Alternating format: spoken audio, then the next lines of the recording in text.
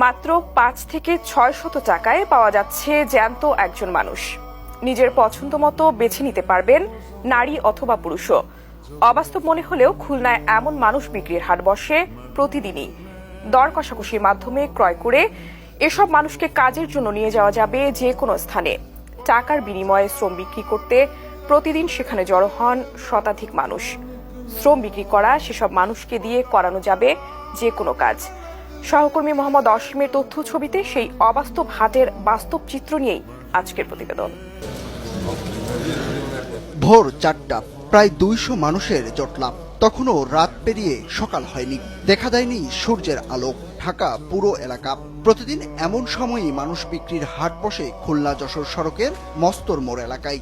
এটিকে বলা হয় খুলনা নগরীর প্রবেশদ্বার। গভীর রাত থেকে হাট বসে খুলনা নগরীর এই স্থানে। তবে এই হাটে নেই কোনো পণ্য, শুধু বিক্রি হয় মানুষের শ্রম।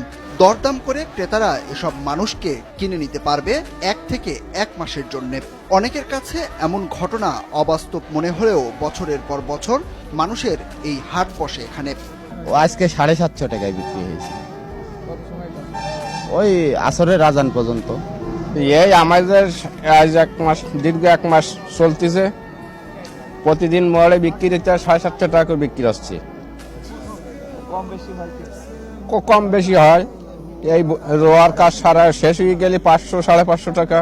খুলনার বটিয়াঘাটা থেকে আসা ধীরেন্দ্রনাথ যা আয় রোজগার করেন তা দিয়ে চলে না অভাবের সংসার। প্রায়ই খাবার থাকে না ঘরে। ক্ষুধা আর দারিদ্র্যের নির্মম আঘাতে দুবেলা রুটি রুজির জন্য বাধ্য হয়ে নিজেকে বিক্রি করতে